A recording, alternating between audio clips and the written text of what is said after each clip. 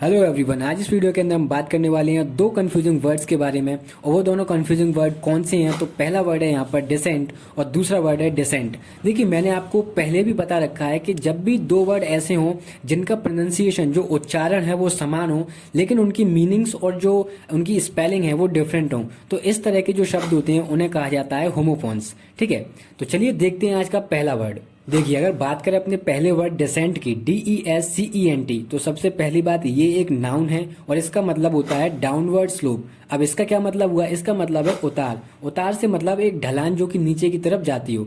देखिए, इस वर्ड को और अच्छे से समझने की कोशिश करते हैं with the help of examples. तो पहला एग्जाम्पल है यहाँ पर, there is a steep descent to the village below. मतलब आगे की तरफ नीचे जाकर एक ढलान है, एक उतार है जो कहाँ जाता है? सीधी गाँव की तरफ जाता है।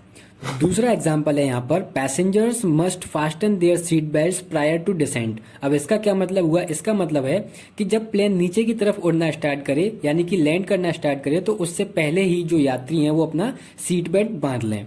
देखिए, तीसरा एग्जाम्पल है यहाँ पर, the descent of the mountain took nearly 2 hours. इसका क्या मतलब हुआ? इसका मतलब है जब हम पहाड़ी से नीचे उतरे तो लगभग 2 घंटे लगे।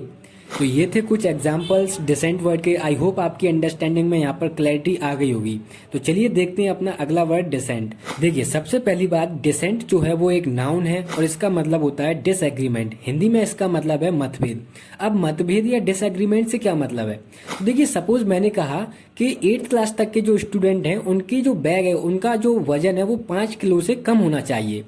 अब यहाँ पर ये मेरा ओपिनियन है, बट कुछ लोग ऐसे हैं उनका ओपिनियन कुछ और है। वो कह रहे हैं कि नहीं, 5 किलो से ज़्यादा होना चाहिए। तो ये जो है ना, ये जो डिफरेंस है यही कहलाता है मतभेद। मतलब कि मतों में डिफरेंस होना, मतों में भेद होना।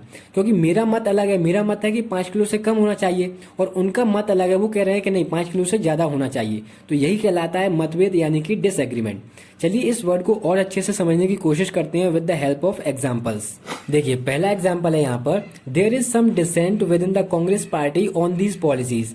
मतलब कि ये जो पॉलिसीज हैं इनको लेकर क्या है, कांग्रेस पार्टी के अंदर मतभेद है, यानी कि डिसएग्रीमेंट है। क्योंकि कुछ लीडर्स ऐसे होंगे जो इसका सपोर्ट कर रहे होंगे, इस तरह की पॉलिसीज का, और कुछ लीडर्स ऐसे होंगे जो क्या है, अपोज कर रहे होंगे, यानी कि विरोध कर रहे होंगे। दूसरा एग्जाम्पल है यहाँ पर, when the time came to approve the proposal there were 1 or 2 voices of dissent. इसका मतलब क्या हुआ कि जब समय आया उस प्रपोजल को अप्रूव करने का, यानी कि प्रस्ताव पारित करने का, तब उसी समय क्या है, 2-3 व्यक्ति ऐसे हुए जिन्होंने क्या किया, डिसएग्रीमेंट किया, यानी कि मतभेद की आवाजें आने लगी।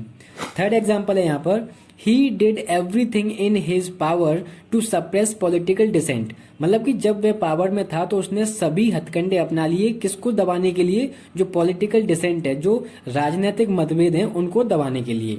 तो ये थे आज के दो कंफ्यूजिंग वर्ड्स, जिनमें मैंने बेसिक एक डिफरेंस क्लियर करने की कोशिश की है कि इन दोनों शब्दों के बीच में क्या अंतर है और इनका किस तरह से यूज किया जाता है।